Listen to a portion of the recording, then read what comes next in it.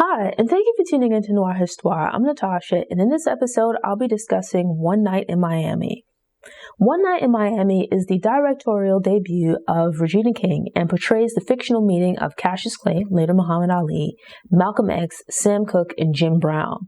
Following Ali's defeat of Sonny Liston in Miami, he becomes heavyweight champ and is joined by the other guys to celebrate. But instead of going out, the four men spend the night at a hotel where they have a series of conversations about the roles they should play in the civil rights movement and the best way forward for Black people in general. The movie starts off with all four of the main characters in sort of difficult moments in their lives, if not them taking stock of their life. The boxer, who's still known as Cassius Clay, played by Eli Gorey, at this point is in a fight where he almost gets knocked out. He's still proving himself, trash talking, but he comes really close to losing because he showboats a bit in the fight and catches a hit that puts him down. He's able to recover, but it's a setback. It shows him as not being infallible.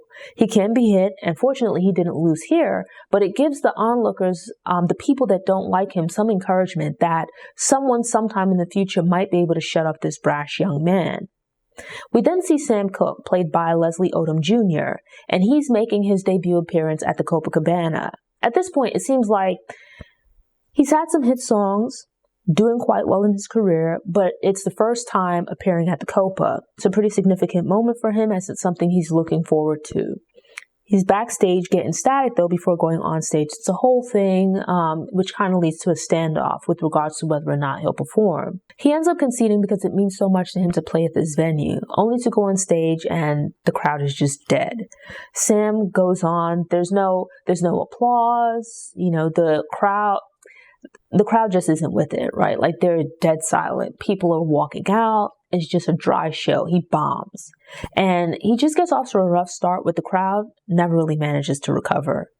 Then you have Jim Brown, played by Aldous Hodge. He's back home in his hometown and goes to visit a neighbor.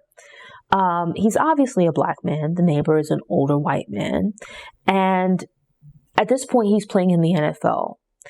The older man, I'm guessing it's his granddaughter or daughter, is happy to meet Jim Brown. She's excited when he comes to the house. The man is also excited. He goes on and on, heaping all kinds of praise on Jim. Apparently, Jim's aunt lives on the island, and there's been some static. It sounds like people probably want her to move, to leave the area. There's certainly some hostility, but with the man expressing his family and Jim's family has been living on the island for quite some time, he considers it an honor that they still live there, that he can say that he's from Jim Brown's hometown, and he'd like nothing more than for Jim Brown and his family to continue to live on the island. At the end of their conversation, what seems to be a friendly conversation, the granddaughter, whoever the female relative is, apparently the older man's supposed to be helping her with furniture inside. Being a gentleman, and also because this is an older man, Jim offers to give him a hand to make it easier on him. And without skipping a beat, with a smile, the man states that he's grateful for the offer, but they don't allow N-words in their house. To which, like, my immediate response was, this whole conversation, I just took like a deep breath because I wasn't expecting it to take such a turn. You know, Jim is just as equally confused, right? Because this man sounds like he went out of his way to invite Jim over. Jim shows up. They have a seemingly friendly conversation. And the man's like, oh, you know, I'm not like the rest of the neighbors. Then at the end of it, he turns around and makes this incredibly racist comment. It was petty, but I couldn't help but hope that, like, the furniture breaks apart and gives him a hernia. It just really gives you an idea of the climate of the time, the mentality. The last person that we see is Malcolm X, played by Kingsley Ben-Adir. And by this point in time, he's married to Betty. They have some children. He's working hard to try and come home late one night, hoping that he would have a chance to kind of, you know, tuck the kids in, put them to bed, spend some time with them. But unfortunately, he's missed them. So while he's not able to see the kids before they go to bed, it gives him a chance to speak with Betty about what's going on with him and the Nation of Islam. At this point, he's planning to leave, right? He shared his plans with Louis X. We don't see him on screen, but I'm guessing this would be a young Louis Farrakhan. But Betty kind of looks at him skeptically, like, I think maybe you should have kept that information to yourself. But arguably in his naivete, he believes that him and Louis are friends. And, you know, that him sharing this information, this sensitive information with Louis, was based on their friendship, that Lewis would consider it a conversation between them and not something that he should share with everyone else or anyone else. Following that, we see the guys kind of make their way to Miami, where Cassius is scheduled to have a title fight with Sonny Liston. Cassius was backed by some businessmen back in Kentucky, like his home state, who were helping to build up this machine behind him to promote, not so much to help him promote his fights, but to help him move along in his career. And so at this point, he's still going as Cassius Clay. He hadn't yet started receiving the pushback that he would as a result of him being a Muslim, right? At least not at that point. At that point, it's still kind of a secret. It's a new thing that's developing. His relationship with Malcolm X isn't quite widely known at this point. It's known to the businessmen back in Kentucky, and there's some discomfort on their part with him socializing with Malcolm because Malcolm is very pro-Black, and some of the comments that he's made give them pause. Some of the comments he's made about white people gives them pause, as they're mostly white. They're uncomfortable with Cassius being around this guy, but he's become like a spiritual advisor to Cassius, and so Cassius considers him to be more than a good luck charm. After having met and befriended Malcolm, he doesn't feel comfortable going into the ring without praying with him in advance. So he meets up with Malcolm and the two of them pray together, but it seems like this is something that he's kept away from the people around him, or aside from the people who are very close to him. They just think that, Malcolm's around, he's a friend, but at this point it seems like at least privately, Cassius has already converted to Islam. But given the climate of the time and things being as they are, specifically the racial climate of the time, and with him now being a Muslim, it's a religion that a lot of people don't understand. And as a result of that, a lot of people are uncomfortable with it. So it's not something that he's publicly shared as yet. It's kind of like a secret. And so the fight occurs, and we see them come together afterwards. Cassius wins. They meet in this hotel room and begin joking around, right? As Cassius has been successful in his fight. He's won over Sonny Liston, and he's now the 22-year-old champ, heavyweight champ. This is a tremendous night. The other two guys, which would be Sam Cooke and Jim Brown, they're under the impression that, they're meeting up to go to some kind of a celebratory after party. But really, they're meeting here to sit down and have a conversation, or at least that's Malcolm's plan. So Malcolm has actually encouraged Cassius to reveal to the other guys that he's converted to Islam and is now a member of the Nation of Islam. The strict lifestyle that Malcolm leads, it's quite at odds with the lifestyle that the other guys lead. He's very about the straight and narrow, whereas the other guys is like, profanity all over, a lot of like sexually tinged language. He has a very strict standard with which he lives his life. And with that, he's kind of raining on the other guy's parade. They were expecting like Hollywood after party with women, booze, food, carrying on, having a good time while Malcolm wants to sit down and talk. Which I guess, it's all right, but probably not on this night. At this point, there's tension between Malcolm and Elijah Muhammad. He's not making speeches. It's after the period where he's made comments about John F. Kennedy that some people found offensive and led to, at least in part, to him being silenced by the Nation of Islam. He's being followed by FBI agents and seems to have been for quite some time. It's something he's kind of keeping to himself, right? As he doesn't share it with the guys, or at least not initially. But being around them and like not in the midst of a crowd, his behavior and mannerisms stand out. They pick up on him being paranoid, looking over his shoulders, thinking that he's being watched, which, from his perspective, it kind of seems like that likely is the case, right? We're now in the future, and having hindsight, we know that that's the case, right? That he would have been being watched. But you see his paranoia, right? He rejoins the guys in the hotel room after speaking with his family at home. And after seeing these guys who appear to be following him, he sweeps the room, checking for bugs and whatnot, and it results in them. And like the other guys don't really take it seriously, right? They're all at a crossroads of sorts in their lives. Cassius is converted to Islam and is now a member of the Nation of Islam, but hasn't made this known publicly. Jim has just appeared in his first movie. He's a huge football star, but is looking to the future to decide, he's decided to take a shot at acting. He's not embarrassed by it, but because he doesn't know how it's going to work out, it's his first time, he's a little uncomfortable sharing it with the guys. So instead, he just tells Cassius. And Sam has bombed at the Copa, right? But he's having a great career otherwise due to a string of hit songs. By this point, they've all made history, but would go on to become icons in their own ways. Cassius and Jim with sports, Sam Cooke with entertainment, and Malcolm as an activist. But they're at these transition points in their lives. Because of Malcolm's paranoia about speaking in the hotel room, they move to the roof. And at this point, the conversation becomes a bit more honest and open. He expresses to the guys an ominous feeling, as though like death is on the horizon. That, coupled with his paranoia about being followed by people, the tension between him and the Nation of Islam, just having all of these things going on, he hasn't revealed it to the guys as yet, but he's kind of putting plans in place to move off and do his own thing, to kind of completely break with the Nation of Islam. So this is a fictionalized account, but you kind of get the sense of tension that the real Malcolm X was probably dealing with at this time, right? As we will later know, leading up to his assassination, that in the last year or two of his life, the discomfort that he has, this ominous feeling that he has, this foreshadowing that something's going to happen. You kind of get a feeling that he's putting his affairs in order, checking things off his bucket list. He shares with the guys that Betty's bought him this new camera, which he really cherishes.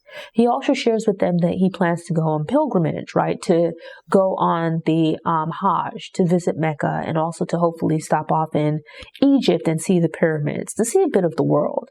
He invites the guys along and, Cassius is immediately interested, but the other guys are kind of begging off because they have other things coming up. Jim has appeared in his first film, right? He's quite proud and wants to explore this further. He has an offer to possibly appear in a second film and wants to take advantage of the opportunity. Despite bombing at the Copa, Sam has the opportunity to appear at the Copa again, hopefully to right the experience, right, that he previously had, as this is a long-held dream from early childhood. With the guys hanging around, they're kind of like big boys, in the sense that Malcolm is serious, but the other three not so much. They play around, joke around, and whatnot. Things get a little bit sensitive in that there's a bit of tension, specifically between Sam and Malcolm. Malcolm has a vision of how people should conduct themselves, how Black people in particular should conduct themselves and move about in the world. And to him, because Sam Cooke certainly plays for Black audiences, but because he also plays at these white establishments and has to kind of, or at least feels compelled to change, depending on the show's environment, Malcolm kind of calls him out on it. Rightly or wrongly is debatable, but it kind of gives vent to this simmering tension between the two of them as far as what is the proper approach for Black people to take during this time. Should you speak honestly and openly about racism, about negative experiences with white people? Or should you try to cater to white people or to reach out to white people, right? Or specifically focus on Black people? From Malcolm's perspective, he feels like Sam has a Black audience that accepts him as he is. He presents one show to Black audiences, but then when he goes into these white environments, he presents a different kind of show. And so Malcolm calls him out on what he sees as pandering. It leads to this back and forth where I don't think his intention is to be hurtful, but seems like a rather strict and very by-the-book individual. Meanwhile, the other guys are a little bit more free and loose. Sam expresses that he might not be an activist, or at least not in the same vein as Malcolm, but he feels like he's doing his part. Malcolm tells him that of the guys, he has one of the most powerful tools for pushing for rights and change for Black people, for being active on the behalf of Black people. And so he pushes back against that by saying his vision, his approach to music in the industry is empowering for Black people. But in actuality, it's like everybody kind of has their own path to take in life. And some of this might be Malcolm not really being of the music industry and thoroughly understanding the music industry. So Sam Cooke was a significant artist during his time and then also just throughout music history. He was the first Black artist to own his masters, to have a record label, production company, to be producing for other artists, a bunch of different things. So there was a Sam Cooke documentary that was released a few years ago, as well as I read his biography from several years ago. I think it's Soul Boogie or something like that, which is a really great book. But within the documentary, it's revealed he did have all of these really progressive things as a Black man within the industry, of being in full control of his business.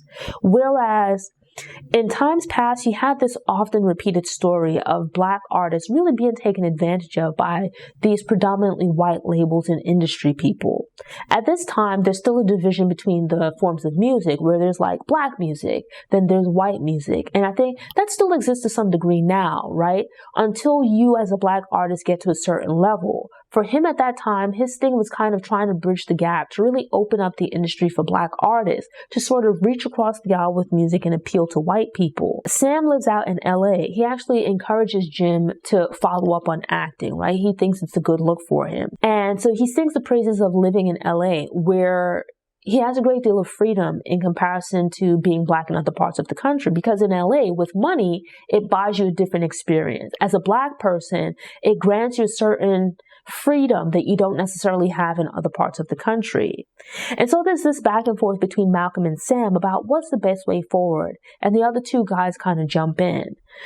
So these two are like on the ends of the spectrum. They both have the same end goal in mind, but just have different ideas about how to get there. In between, you have Jim Brown and Cassius Clay kind of trying to run interference and keep the vibe a little bit mellow. But honestly, the exchange between Malcolm and Sam is incredible. A lot of great points are made on both sides about ideas for how we move forward as a people, as Black people.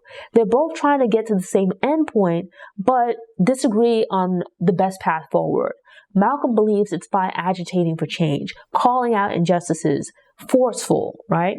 But Sam believes it's using the system to your advantage, recognizing what's going on, but being smarter, learning and operating within the industry instead of being taken advantage of, right? Utilizing the setup in the industry, understanding the business to put yourself in a position to benefit from your hard work. And then with that money that you generate by being business-minded, by thinking in economic terms, generating revenue, which you can then turn around and use to do good work in your community.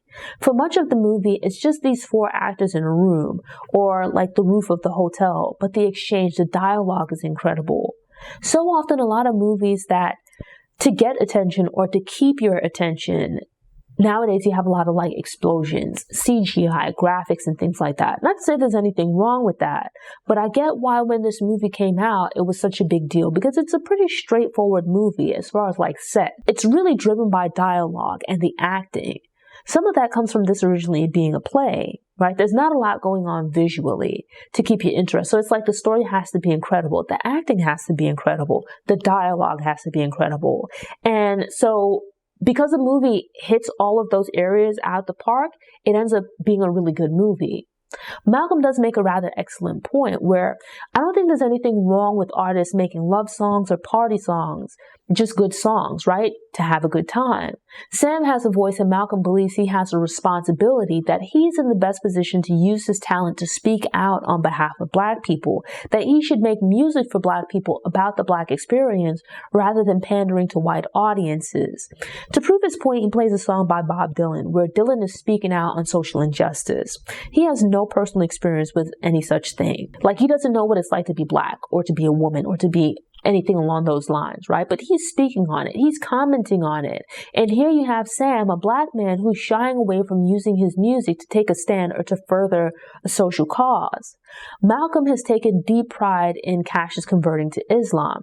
Not that he pushes him to it, but rather that when Cassius came asking questions, he provided answers and with that guidance. He considers this to be a win because this is a really big person that he's brought over. But Cassius has misgivings. He's 22 years old, has just become champ. He has some concerns about converting at this time because it comes with some risk. Sam makes a pretty good point, right? In that he took issue with Malcolm's commentary on JFK because his mother loved JFK, as did Cassius's mother, right? It kind of puts them in an uncomfortable position to have their friend making what could be interpreted as disparaging remarks about JFK. Sam points out that he is not from New York like Malcolm, but rather from the south side of Chicago. He's familiar with Elijah Muhammad's house and describes it as a pretty big, opulent house. Seeing that house and seeing how Muhammad lives, he kind of points out Malcolm's hypocrisy and that of the Nation of Islam, that they speak out about the wrongdoings of white people, but are less willing to comment on the wrongdoings of crooked politicians, drug dealers, etc., right? They turn a blind eye to those things when it's Black people doing it. And here it is that, Malcolm is kind of giving Sam grief for not speaking out. And so Sam points that finger back at Malcolm, explaining that Malcolm and the Nation of Islam pick and choose when to speak out depending on who they're speaking out against.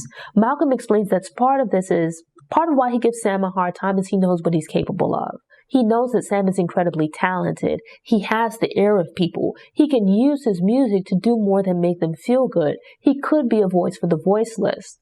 It leads to a powerful scene where he recounts to Sam his first time seeing him perform. Sam is actually surprised that Malcolm has ever attended one of his shows, but it turns out that Malcolm has seen him perform multiple times. The most meaningful was a performance in Boston where seemingly it could have been a terrible performance, right? Like he could have bombed like he did at the Copa. But it shows Sam's showmanship. Jackie Wilson and James Brown, they're like singers, yes, but they're also dancing men. Sam Cooke is known he's sold as like a cool kind of guy. Doesn't really dance, very suave, sophisticated. They play to different kinds of audiences, or they approach the audience differently. They call it shucking and jiving because the guys kind of play things up on stage, right? Whereas Sam is suave, debonair, stands flat-footed. Now, I will say that personally, I don't agree with this assessment, as dancing is its own talent, and I don't believe in respectability politics. But in the flashback to the performance, Jackie attempts to sabotage Sam's performance by paying off the sound man to cut the sound of the stage. The mic and the sound for the instruments and everything just cuts out. The audience is already kind of rowdy. And with that, they start throwing things on stage.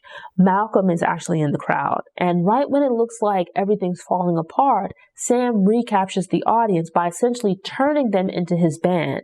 Through his showmanship, he gains control of the crowd with a hit song. And his voice just recaptures the crowd, right? It gets them over to his side where they're not just passively listening. They've now become a part of the show. Sam could have been voiceless, right? Jackie could have taken his power away, but if anything, it just led to an even more amazing show. The crowd tapping out the beat with their feet and singing out the ad-libs essentially becomes a part of the show. And it's like, what an experience that would be. Like, imagine the energy being in a crowd like that. It makes for an incredibly memorable scene.